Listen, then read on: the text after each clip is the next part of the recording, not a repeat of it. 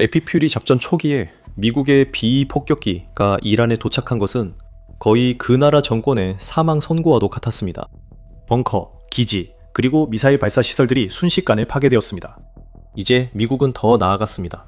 또 다른 훨씬 더 대규모의 B-2 폭격이 방금 이란을 강타했고, 미국의 스텔스 폭격기가 이란이 남겨둔 가장 큰 목표물들 중 일부를 제거했습니다. 이것은 이란이 전혀 예상 못한 대규모 파괴이며 앞으로 더 큰 피해가 계속될 것입니다. 미국의 B-2 스피릿 스텔스 폭격기들은 이란에 대한 초기 공격에 이어 더욱 깊숙이 이란 내부로 진입해 임무를 수행하며 이란이 지하와 산악지대에 건설한 수십 개의 탄도미사일 기지들을 강타했습니다. 그 기지들은 2000파운드 관통폭탄의 집중 공격을 받고 있으며 이 폭탄들은 기존의 모든 방어시설을 파괴하고 후속 공격이 가능하도록 만들어 이란의 탄도미사일 발사 능력을 마비시키고 있습니다. 이로 인해 이란의 미국에 대한 반격 능력이 무너지고 있습니다. 영상에서 나중에 자세히 다룰 예정인 이란의 계획된 포화 전략은 시작도 하기 전에 이미 산산조각이 났습니다. B-2 폭격기가 이란의 미사일 도시를 표적으로 삼았기 때문입니다. 이 도시들은 매우 거대하며 이란 전체 전략의 핵심에 자리 잡고 있습니다.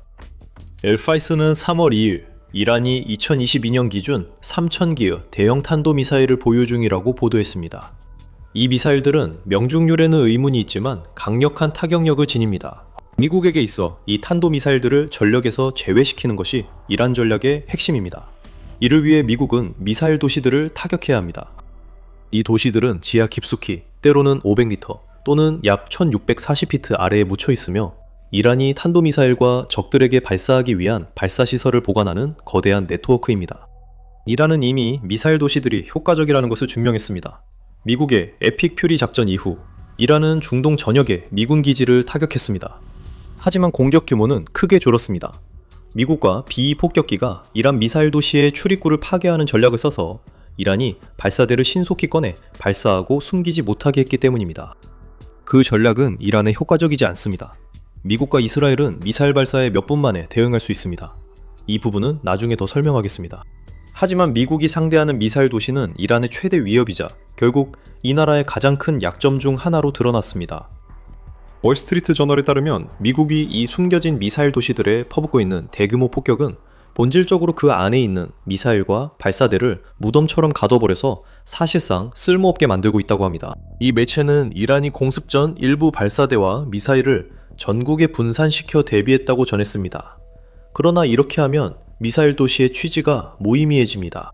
재미있게도 이 도시들을 초토화시키는 B-2 폭격기 역시 마찬가지입니다. 미국은 이번 최신 공습으로 미사일 도시들을 무의미하게 만들고 있습니다. 미국의 최신 B-2 폭격기 출격의 결과로 이란의 전체 전략은 시작도 해보지 못하고 무력화되었습니다. 맥스 애프터버너는 새로운 B-2 공습 보도에서 이렇게 설명합니다. 이것은 완벽한 B-2 공군력의 우위, 장거리 임무, 스텔스 침투, 그리고 정밀 타격입니다. 이미 이란의 미사일 공격을 약 90%나 줄였습니다. 그 수치는 근거 없는 것이 아닙니다. 미 중구사령부 사령관 브래드 쿠퍼 제독은 3월 6일 이란의 탄도미사일 발사가 전쟁 첫날에 비해 90% 감소했다고 밝혔으며 2000파운드 폭탄을 탑재한 B-2 폭격기가 그 이유라고 말했습니다. 이 폭격기들이 이뤄낸 것은 이란 군사교리의 핵심인 미사일 포화 전략을 파괴한 것입니다. 이란이 약 3000기의 탄도미사일을 비축한 데에는 이유가 있습니다. 이란의 계획은 어떤 적을 상대하든 항상 드론과 함께 이 미사일들을 물결처럼 연속적으로 발사해 적을 초토화시키는 것이었습니다. 하지만 실제로 일어나고 있는 일은 이런 종류의 미사일과 폭탄 전략의 압도적인 힘이 오히려 이란을 향해 사용되고 있다는 것입니다. 모든 것의 중심에는 미국의 B-2 폭격기가 있습니다. 이 폭격기들이 이란의 반격을 막았기 때문입니다. 이란은 포화 전술을 사용합니다. 애프터버너는 그들은 요격 미사일을 압도하려 합니다. 라고 설명합니다. 이 요격 미사일들은 미국 군함과 중동 기지에서 발사돼 이란 미사일의 피해를 막고 있습니다. 이 요격 미사일들은 매우 소중하지만 미국의 B-2 폭격기 사용으로 이란은 계획한 포화 공격을 할 수 없었습니다. 이 말은 이란이 더 제한적인 방식으로 전환할 수밖에 없었기 때문에 값비싼 요격 미사일이 덜 사용된다는 뜻입니다. 계속 시청하시면 이 부분을 더 깊이 다뤄보겠습니다. 에마 연구교육센터에 따르면 미국이 공격하기 전 이란의 전략적 목표는 8000개의 탄도미사일을 보유하는 것이었습니다. 이 매체는 그것이 이스라엘 방어 시스템을 압도할 수 있는 표적 포화 능력을 만들어낼 것이며 이란의 길을 가로막는 다른 적에게도 사용될 수 있다고 주장합니다. 미국은 비폭격기를 이용해 관통폭탄을 쏟아부어 전체 시설을 완전히 제거했습니다. 그리고 폭격기들이 이렇게 임무를 수행했습니다. 3월 6일을 앞둔 72시간 동안 미국의 폭격기 부대는 테헤란 수도 인근을 포함해 이란 깊숙한 곳에 위치한 200개의 표적을 공격했습니다. 이 부대엔 B 외에 다른 폭격기도 있었습니다. 이란의 지하 깊은 곳에 엄중 경비된 탄도미사일 발사대에 2000파운드 관통폭탄을 투하한 것은 B-2 폭격기였습니다. 즉, 미국은 원거리 스탠드오프 탄약 공격 외에도 더 많은 일을 해왔다는 의미입니다. B 폭격기의 스텔스 능력 덕분에 미국이 타격해야 했던 목표물에 아주 가까이 접근할 수 있었고, 이것이 지금 우리가 목격하고 있는 이란 미사일 전력의 대규모 약화에 핵심적인 역할을 했습니다. 그러한 약화는 블루 109 덕분에 가능했습니다. 이미 여러 번 언급한 2000파운드 관통탄은 이번 두 번째 공습에서 B 폭격기의 주력 무기였습니다. 그리고 그럴만한 이유가 있습니다. 비을류 109는 미국이 이란에서 목표를 달성할 성능을 제공하고 더 큰 위협은 필요할 때 사용할 수 있게 해줍니다. 디갈은 이 폭탄의 기본적인 사항을 설명하면서 이 폭탄이 록히드 마틴에서 제조되었고 고폭력 폭발탄이라는 점을 언급합니다. 이 파편탄두는 이란이 미사일 발사대를 보호하기 위해 사용하는 벙커와 같은 강화된 표적을 관통할 수 있도록 특별히 설계된 강철합금 케이스를 가지고 있습니다. 미국이 이 폭탄을 몇 개나 보유했는지는 알 수 없지만 디갈은 아랍에미리트에 600발이 팔렸다고 합니다. 만약 그렇다면 미국이 이 폭탄을 훨씬 더 많이 자체적으로 비축해두었을 것이라고 추정할 수 있습니다. 이는 B 폭격기가 한 번의 공격에 수십 발을 투하할 수 있는 능력을 갖추게 된다는 의미입니다. 구체적으로 B-2 폭격기는 BLU-109 비변형 탄두를 사용했을 것입니다. 이 탄두는 관통력이 있는 슬림형 마크 84입니다. 미국의 B-2 폭격기는 이 강력한 폭탄을 원거리에서 투하할 수 있는 선택권도 있었을 것입니다. 이 탄두는 과거에 GBU-31 유도폭탄과 GBU-24, GBU-27 레이저 유도폭탄 등과 함께 사용된 적이 있기 때문입니다. 그래서 미국은 이번 최신 공습을 위해 표적 지정 능력 면에서 가장 다재다능한 무기 중 하나를 B-2 폭격기에 탑재했습니다. 엑스애프터버너는 BLU-109가 GBU-31에 장착되면 흙, 암석, 철근, 콘크리트를 뚫을 수 있다고 덧붙입니다. 보통 4-6피트 두께의 콘크리트나 흙은 더 깊이 관통한 뒤 지연신관이 작동한다고 합니다. 지연신관이 작동되면 약 500파운드의 폭약이 미국 B 폭격기가 타격한 모든 표적을 관통하며 그 결과 엄청난 충격파가 발생해 경로상의 모든 것을 초토화시킵니다. 전체 터널이 붕괴되고 지하 벙커는 영원히 사라지며 미국이 제거하고자 하는 미사일과 발사대도 함께 파괴됩니다. 잠깐만요. 여러분은 이렇게 생각할 수도 있죠. 이란 미사일 도시 일부가 지하 수천 피트 아래에 있다고 하셨잖아요. 폭탄이 깊이 뚫지 못하는데 이란의 미사일 도시 사용을 어떻게 막을 수 있습니까? 좋은 질문입니다. 곧 답변 드리겠습니다. 하지만 그 이야기를 더 깊이 들어가기 전에 여러분은 지금 더 밀리터리 쇼를 시청하고 계십니다. 아직 구독 안 하셨다면 지금 버튼을 눌러 영상 놓치지 마세요. 블루 109의 성공 비결은 두 가지입니다. 미국 B 폭격기가 이 폭탄으로 타격한 목표와 사용 방식에 있습니다. 미국은 이 폭탄이 미사일 도시를 파괴할 만큼 깊이 파고들 것으로 기대하지 않습니다. 이 지하 도시들, 즉 거대한 지하 터널 네트워크에서 더 중요한 것은 바로 출입구입니다. 미사일은 수천 피트 지하에서 발사될 수 없습니다. 발사기는 반드시 밖으로 나와야 하며 산에 문을 만들어 탄두를 발사할 수도 있습니다. 그게 바로 미국이 B-2 폭격기로 공격하는 목표입니다. 미사일 도시가 아니라 그 입구와 출구를 붕괴시키고 있는 것입니다. 그리고 이런 출입구가 하나씩 파괴될 때마다 이란의 미사일 부대는 선택지가 줄어들고 발사 전략에는 엄청난 위험이 따르게 됩니다. 왜냐하면 미사일을 한 번 발사할 때마다 미국이 타격할 또 다른 출입구의 존재를 노출시키기 때문입니다. 후속 조치는 애프터버너가 설명할 겁니다. 하지만 100개의 무기를 투하하면 블루 109로 깊숙이 관통해 단단한 목표물도 파괴할 수 있다고 그는 말합니다. 즉, 미국 B-2 폭격기가 더 멀리 갈 수 있다는 의미입니다. 미 공군은 B 폭격기 탑재량이 4만 파운드라고 밝혔습니다. 블루 109의 경우 이는 20개의 폭탄에 해당하며 이 모든 폭탄을 한 목표물에 투하할 수 있습니다. 아마도 여러 번에 걸쳐서 말이죠. 각 폭탄은 앞선 폭탄 자리를 따라가며 점점 더 깊이 파고듭니다. 이를 통해 미국은 단일 폭탄으로는 타격할 수 없는 지하 목표물도 타격할 수 있습니다. 또한 침투탄이 임무를 마친 후 미국 항공기가 투하할 수 있는 다른 폭탄은 고려하지 않았습니다. B-2는 구멍을 냅니다. 다른 폭격기들은 그 구멍 안 모든 것을 파괴하며 뒤이어 공격할 수 있습니다. 솔직히 이란은 미국과 그들의 B-2가 지금 블루 109만 투하하는데 감사해야 합니다. 상황은 더 악화될 수 있습니다. 미국이 더 강력한 벙커버스터를 갖고 있기 때문입니다. 그 벙커 폭탄을 세 단어로 요약하면 초대형 관통 폭탄입니다. MOP라고도 알려진 이 벙커버스터는 블루 109보다 15배나 크며 B-2에 탑재할 수 있습니다. 민주주의 수호재단에 따르면 MOP는 최대 200피트까지 관통할 수 있으며 목표에 도달하면 5,000파운드의 탄두가 폭발한다고 합니다. 이는 블루 109보다 10배나 더 강력한 화력을 지녔다는 뜻입니다. 블루 109처럼 여러 MOP를 한 목표에 투하해 더 깊이 관통할 수 있습니다. 애프터버너는 미국이 2025년 여름 이란 핵시설에 이 폭탄을 사용한 뒤 이란이 이미 이 폭탄을 잘 알고 있다고 지적합니다. 조금 이상하게 들릴 수 있지만 미국은 지금 B-2 폭격기로 경고 사격을 하는 중입니다. 물론 이 경고 사격들은 이란의 미사일 전략을 무너뜨리고 있습니다.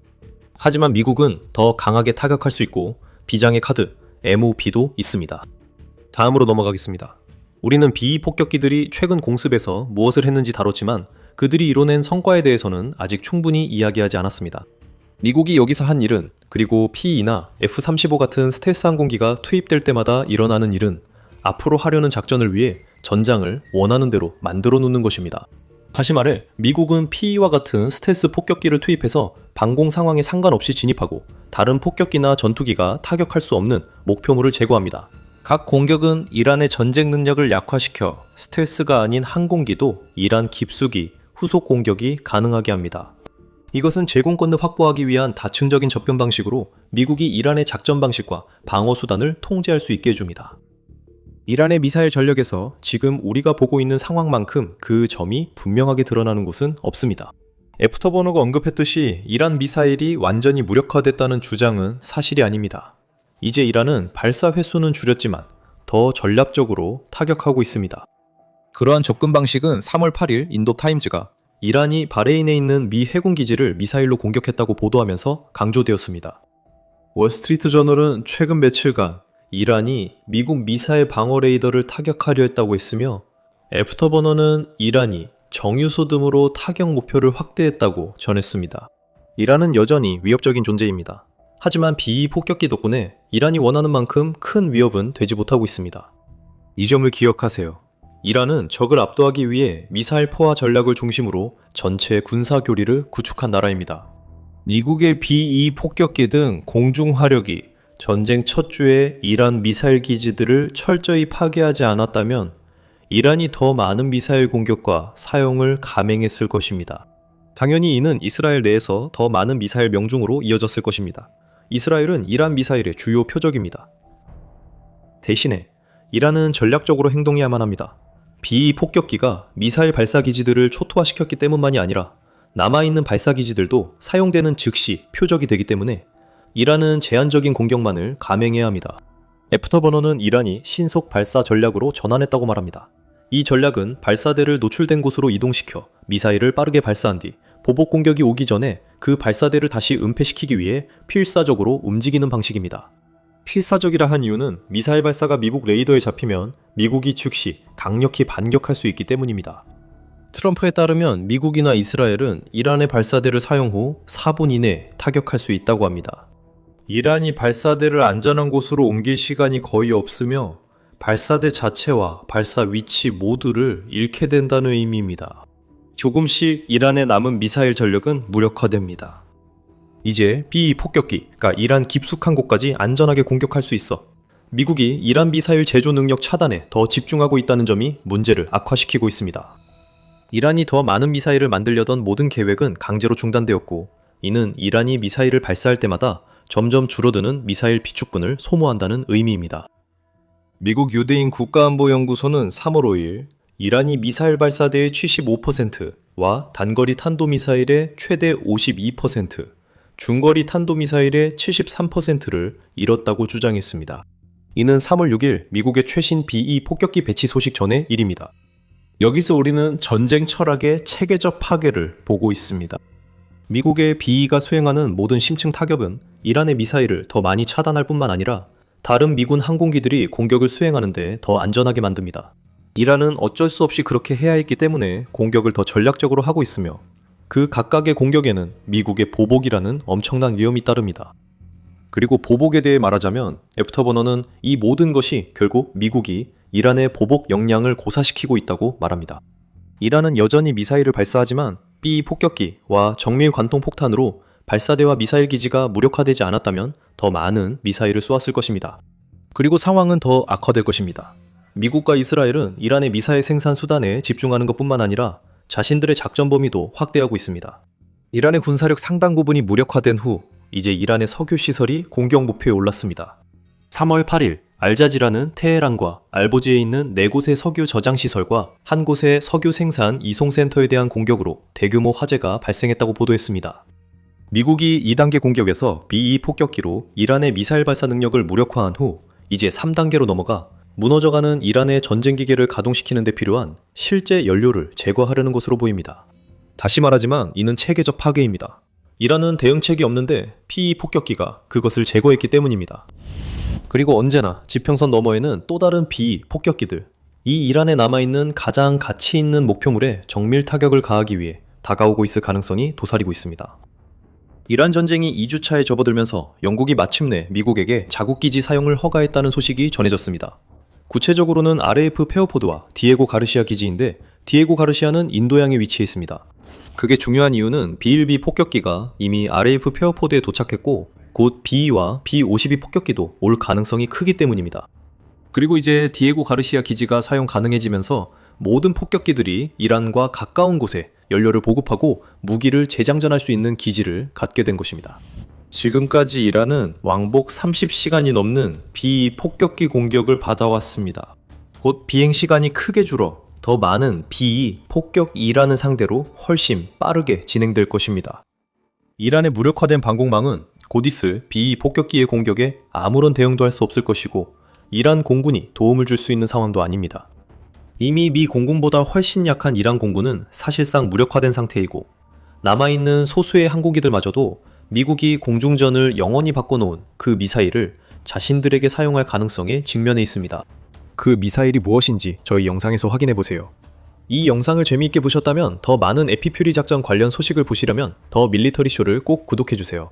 그리고 항상 시청해주셔서 감사합니다.